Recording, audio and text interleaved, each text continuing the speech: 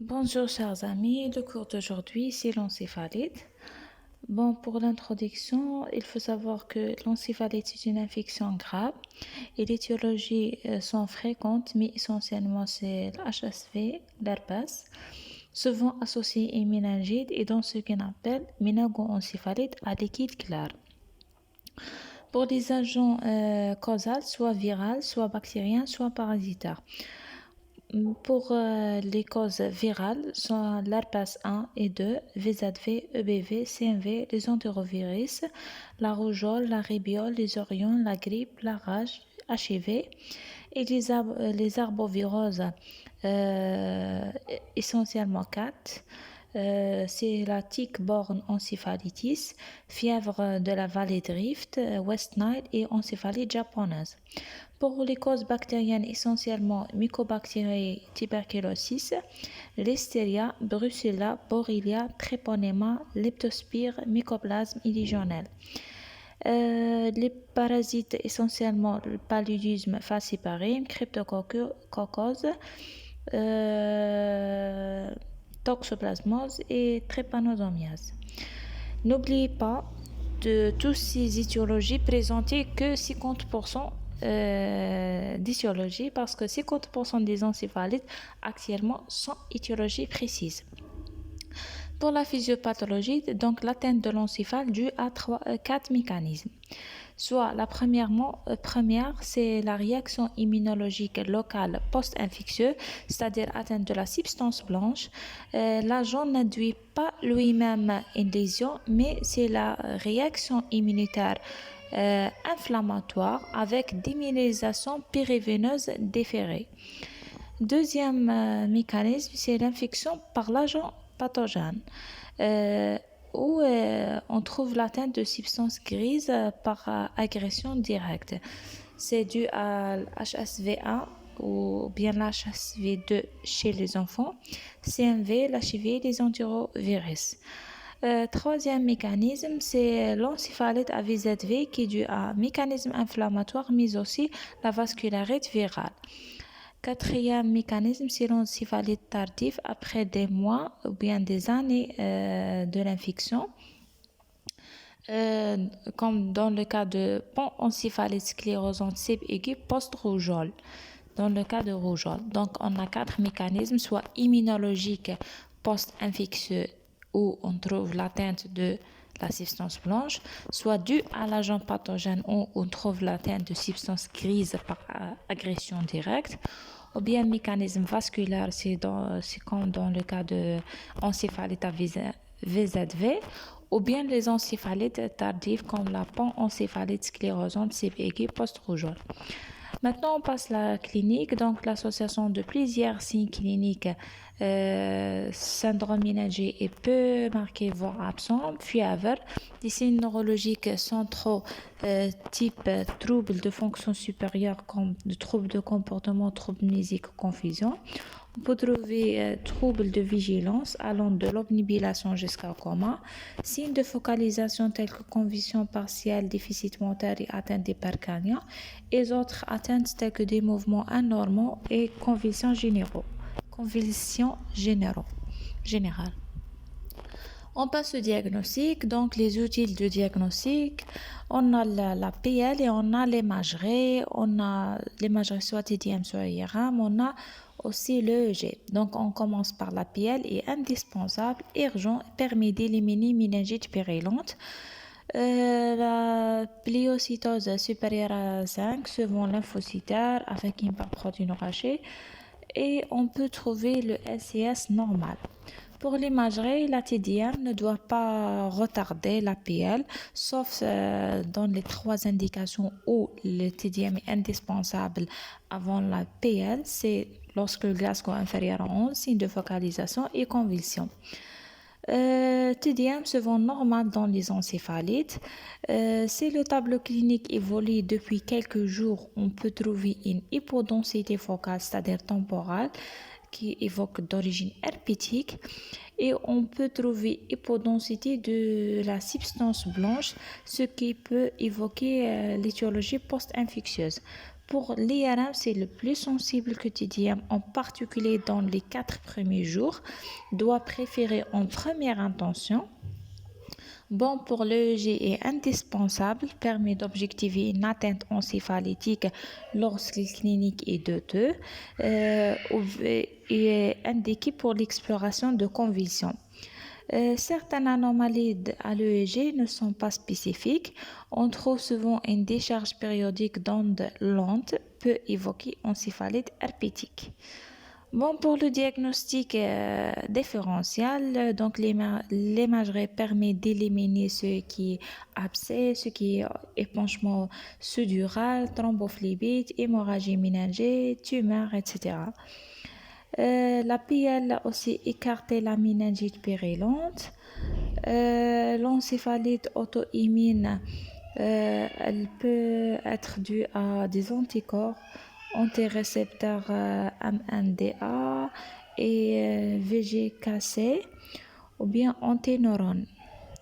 Trouvé aussi, surtout cet type d'encéphalite auto-immune trouvé surtout chez la femme enceinte. Elle est plus fréquente que l'encéphalite herpétique due à une atteinte limpique évocatrice avec troubles mnésiques, troubles de vigilance surtout de sommeil. Le diagnostic par titrage des anticorps dans le sérum et dans le LCS.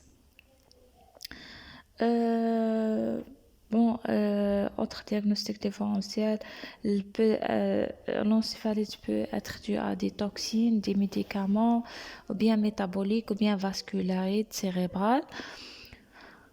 Donc c'est ça. Le diagnostic étiologique, donc en premier lieu, qu'est-ce qu'on peut évoquer? C'est les herpès 1 et 2, VZV, les entérovirus, et pour les bactéries, mycoplasme pneumonie, listeria, tuberculose. Et deuxième lieu, pour les virus CMV, EBV, les adénovirus, le HHVC et tick-borne encéphalitis. Pour les bactéries mycobactéries, Chlamydia sp, Coxella burgdorferi, Borrelia burgdorferi et Bartonella ancella.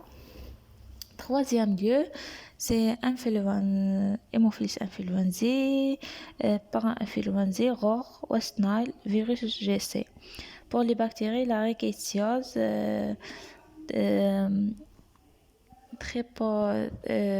la Tropherium Whippley. Exceptionnellement, la rage. Donc, pour faire un diagnostic étiologique plus précis, on commence par l'interrogatoire à la recherche de notions de voyage, contact des animaux, des épidémies. N'oubliez pas surtout la sérologie HIV combinée, c'est-à-dire ELISA de 4e génération qui permet de donner les anticorps HIV 1 et 2 et l'antigène P24. Pour l'orientation étiologique selon le LCS. C'est l'aspect de LCS normal. On peut évoquer maladie non infectieuse, non inflammatoire, c'est la vie subienne toxico. C'est le LCS périllon, on peut évoquer la méningite bactérienne ou bien une suppuration intracérébrale. C'est la méningite lymphocytaire avec une glycorachine normale, on évoque l'herpès, borréliose de Lyme, leptospiriose, brucellose, syphilis, CMV. Si lymphocytaire avec une hypoglycoration, on évoque tuberculose, listériose, bien bactérienne décapitée et rarement le brucellose. N'oubliez pas les circonstances épidémiologiques de tuberculose des West Nile, contact avec les chauves-souris et la rage. Aussi, on a orientation selon la clinique parce que, par exemple, si on a des manifestations respiratoires, on peut évoquer la mycoplasme, les adénovirus, myxovirus, paramyxovirus. Si on a des signes cutanés, on évoque la rougeole, la rubéole, la varicelle, la borréliose de Lyme, les antirovirus et les mycoplasmes. Si on a le syndrome mononucléosique, on évoque le BV, CMV, HIV. Si on a un séjour entre mers récents, on peut évoquer le palais, tréponema, les arboviroses, fièvre hémorragique virale, la rage, etc. Bon, pour les étiologies encéphalites curables, parce que on a plusieurs étiologies, mais on va intéresser par les étiologies curables. On commence, sont principalement quatre: l'herpès, l'histériose, tuberculose et borréliose de Lyme. Bon, pour l'herpès, donc évoquer, vu la fréquence, la gravité et le traitement efficace. La clinique, fièvre, troubles de comportement type hallucination, troubles mnésiques et convulsions. Le SIS, généralement lymphocytaire normoglycorachée, parfois normal.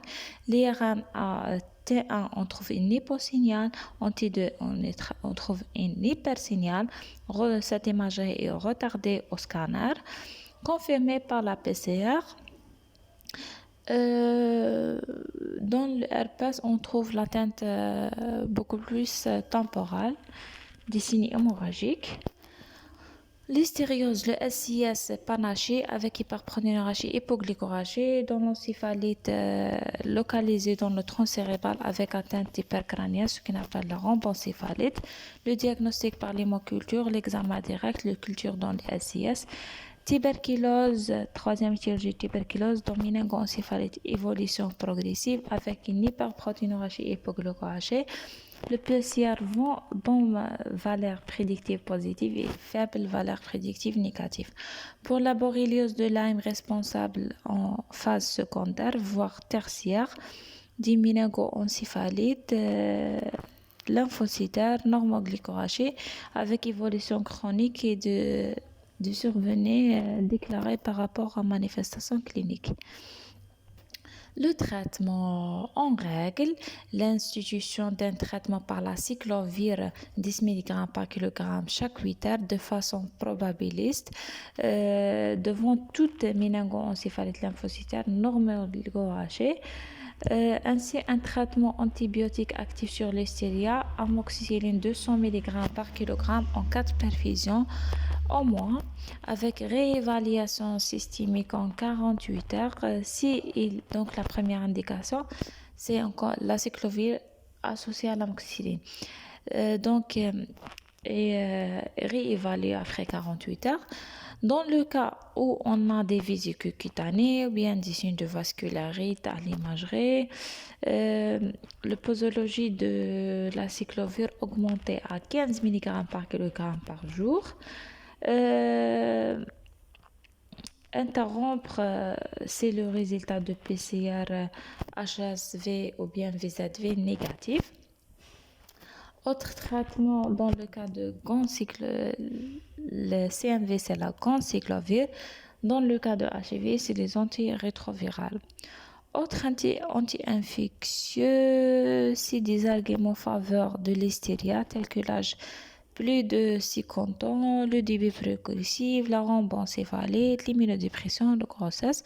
Le traitement recommandé, c'est l'association de l'amoxicilline 200 mg par kg en 4 perfusions pendant 21 jours, plus la gentamicine 5 mg par kg par jour pendant une semaine ou bien 5 jours.